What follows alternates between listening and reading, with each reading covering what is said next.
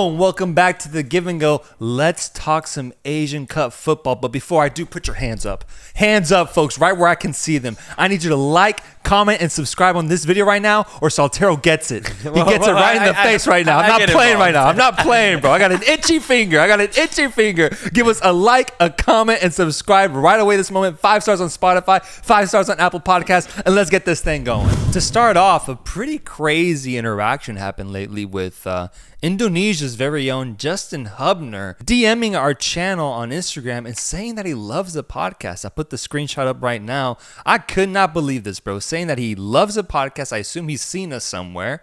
And we asked him if he would love to come on one day, and he said he would, bro. A crazy, crazy message from probably one of the most famous people that's ever reached out to the Give and Go. Dude, it's crazy. Justin Hubner and Ivar Jenner balled out for Indonesia this tournament. So to get even a little recognition from him is pretty dope, man. So shout out Justin Hubner, bro. Yeah, he posted on his Instagram literally hours after that interaction. He posted pictures of him in the tournament with the caption, proved all the haters wrong. Yeah.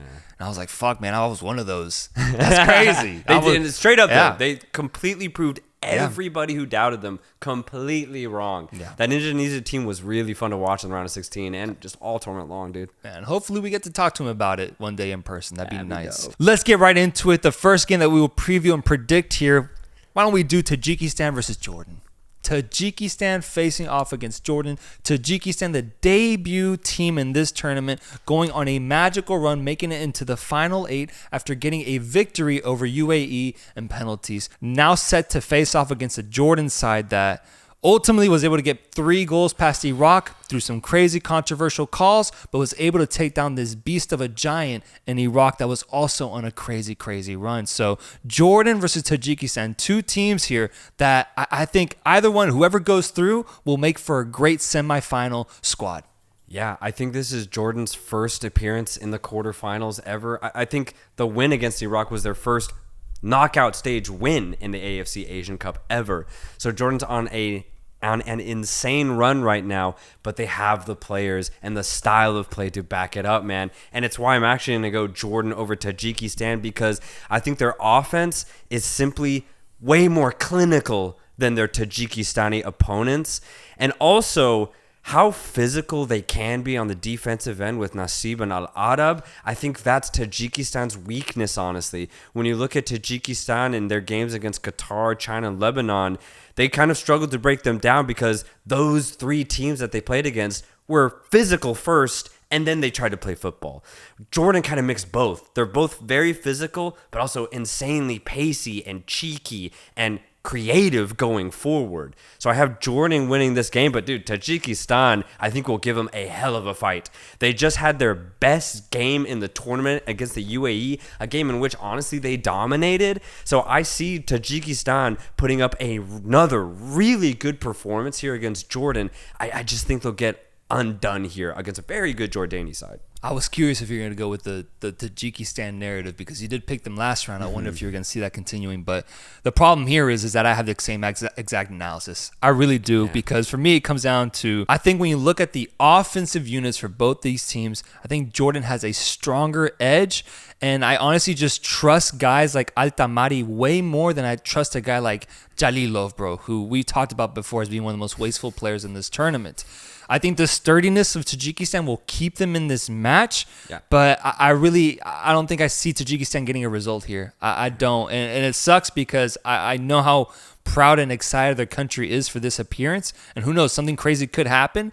But the way I've seen Jordan play in these games, the way I see them be able to score on their opponents and really play up to their level, no matter how good they are, showing it against Iraq, showing it against South Korea, for example.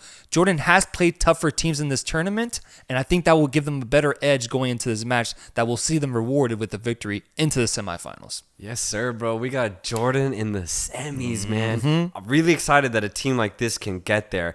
Hope Tajikistan put up a great fight. But yeah, all right, we both got Jordan. Yeah.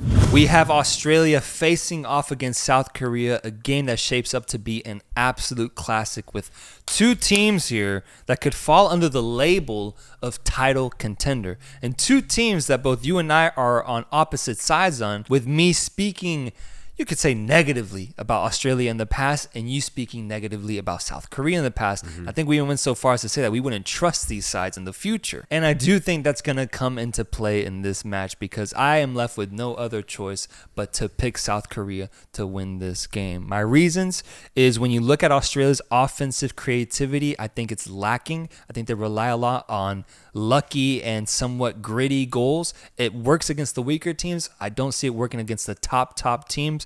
And for South Korea, I just think they have a lot more of a firepower up front in comparison to Australia. And I also do think that with this quarterfinal match coming after what was a crazy penalty shootout victory against Saudi Arabia, that's going to be their wake-up call. They're going to rise to the occasion finally and hopefully play to the level that many people such as myself and South Koreans have been hoping for this side. I see South Korea taking control of this match. I see them dictating the pace in this game. I'm not going to rule out Australia completely because they are a good side, but I just see South Korea winning this match and coming out of it alive to go into the semifinal. I got South Korea winning this game and the Australians going home. Yeah, I mean, here's the thing. I actually can't disagree with any of your criticisms towards Australia and any of your praises towards why you think South Korea will win this game. Korea play a very fast game when they're on it. Heung-min Son is one of the best players in Asia, even still at 30, 31 years of age. Lee Kang-in has proven to be one of the best creative winger / cutting inside midfielders at this tournament. So you're joining me. You have Kim Min-jae at the back. Hey, welcome to South Korea, guiding a very bro. good Korean back line. But I'm going Australia, dude. Yeah, all right, I'm going Australia, and here's why. From a Korean perspective, despite all of those positives, and those are really good positives, I just think they struggle to adapt to their opponent, essentially is what it is. They have a game plan, and if it doesn't work in the first 15 minutes, Korea just kind of go in this weird limbo state. And it's happened in every single match where, yeah, even if they have the ball, they don't really do anything with it. And if their opponent sits back and just stays in front of the ball, Korea struggled to find space. Now, here's the thing. You're playing against a very good defense in Australia. Maybe even one of the better ones here at the AFC Asian Cup. So I think Korea are going to struggle in the exact same way that they did in the group stage and especially the exact same way that they did against Saudi Arabia. Because I think Australia's defense is just as good, maybe if not better, with players like Harry Suter or Matty Ryan at the back. I just think Australia going to show up defensively no matter what. So already I'm canceling out Korea's offense. Now to go to Australia and why I think they will win this game. First of all, the defense. But secondly, dude, I haven't really seen Australia struggle this tournament. I haven't seen it. Now, the negatives are there. I've actually criticized them. They're not creative in the midfield, and they're one-dimensional when they go forward. It's just wing play and then overlap from the fullbacks. That's it. But when I look at the reliability of that wing play or the reliability of Jackson Irvine in the midfield, dude, I don't think Jackson Irvine makes mistakes. That's I think it's going to be huge in a game like this, especially when you look at the other side in Korea. They make 2-3 mistakes a game. So I think it's almost like a math problem, this one. And I think it's going to be very fine margins, but simply due to that marginality, I'm going to go Australia here. I think in conclusion, they make less mistakes. They're very strong defensively, which I think Korea will struggle against. And offensively, yes, but they may not be creative, but they find a way every time. So all in all, I am trusting in Graham Arnold, Arnie Ball. He rarely has stepped a foot wrong, honestly, since he's taken over. I think Korea's just in a weird mode right now with Klinsmann, and I do think Australia will just take advantage. But like you, if Korea show up, they can obviously win this game. They have the class and talent to do so. Folks, this one I need to know in the comments. Where do you guys stand on Australia versus South Korea? Because this really is such a tight matchup. It really, truly is. And we have a banger of a matchup awaiting us. So, yes, I'm going South Korea. Soltero going Australia. Going on to the next match, we have Japan facing off against Iran. Yeah. This could be a final, bro. Yeah, it's this crazy. really could be a final, but the context has changed behind both these teams going into this. For me, the two biggest storylines, Japan is going to get their goals. Can they defend that back with a guy like Suzuki? And Iran, can they score goals with Taremi missing this game due to the red card he got against Syria? Who are you going with in this match? I gotta go with Japan. I just thought they were so dominant against Bahrain. And yeah, even though Bahrain were definitely a very lesser opponent when you compared to the Japanese, I just think Japan are hitting that stride. We've talked about it. You had hoped for it, that they would arrive in the knockout stage. I think they did. And I think that only spells bad news if you're Irani, because Japan aren't going to quiet down now. They're going to go, if not even harder, in this game against Iran. They look sharp. They played nice, tight football in their game against Bahrain. I just think Japan are going to go off here. But here's the thing. Even though Iran struggled offensively against Syria, they have the quality in every position on the pitch for one of them to show up on any given day. So if Ansari Fard or Sardar Asmun, Godos, Jahanbash, Rezayan maybe from fullback position, if any of these guys really step up, Gayeri's had a good tournament. If any of these guys really step up to the occasion, they can get something from this. So even though Iran have had a weird, inconsistent tournament, they have a lot of weapons that at any moment can become active. But overall, I just think Japan will have more. So I'm just going to go Japan here. Okay. Yeah. If you look at, just across the whole pitch, these are going to be 22 of the best players in Asia going at it, man. It's going to be a star-studded field, even if Taremi isn't there. So I get your argument of, like, Iran could figure out a way to stay in this game and get a result. They really aren't, like, huge underdogs in this match, I think, even by missing Taremi. Japan is really interesting, though, because they've scored over 10 goals in this tournament now, which is ridiculous. Their offensive force and unit is just so stacked. There's so much depth on this team. And the fact that Japan is getting Mitoma back, the fact that Japan is getting their form and their momentum back, their confidence, they're starting to look like contenders now. I think this has Japan written all over it, man. I really do. And it might be tight. It might be a 2-1, 3-2 type of affair here, but I'm going Japan all the way. And if Iran does win it, then it will be a massive, massive victory because with that confidence of beating Japan, they can go to the final and freaking win it. And the last match we have is a tight game between host nation Qatar facing off against Uzbekistan. To preview both these teams, Qatar has been on an incredible run, 4 straight victories. They have not looked tested or they have not looked weak at any point in this tournament, just completely taking care of their opponents with guys like Akram Afif playing incredible football. And on the other side, we have Uzbekistan, who slowly continues to get better game by game and is on that trajectory of potentially being a dark horse, no longer to make it to the semifinal, but to get all the way to that final match and maybe lift the trophy.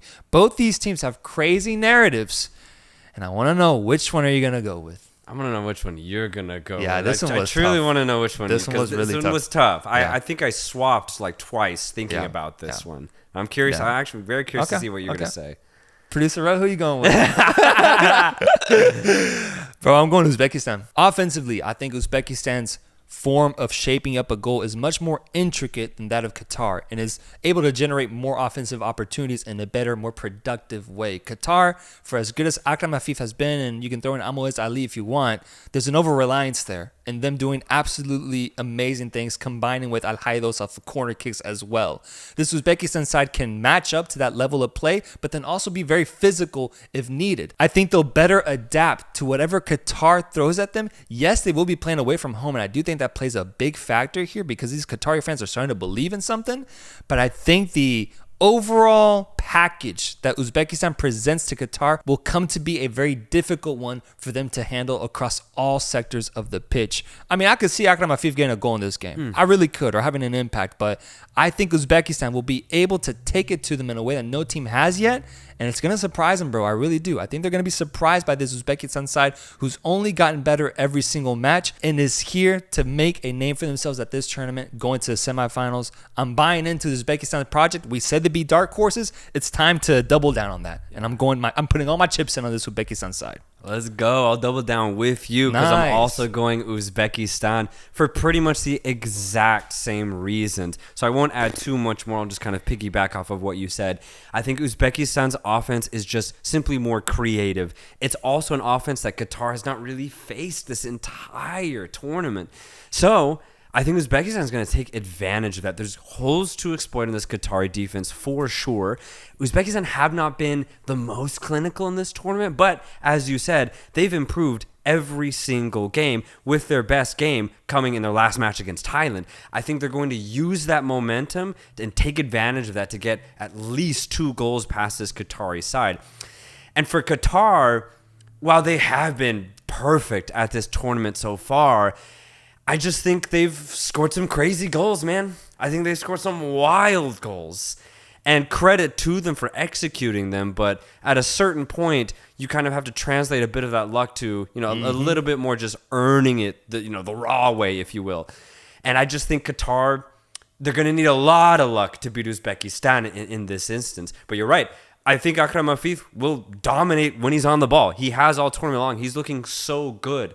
The Qatari defense and midfield is disciplined. There is talent. This team is not a bunch of bums. They know how to play some ball.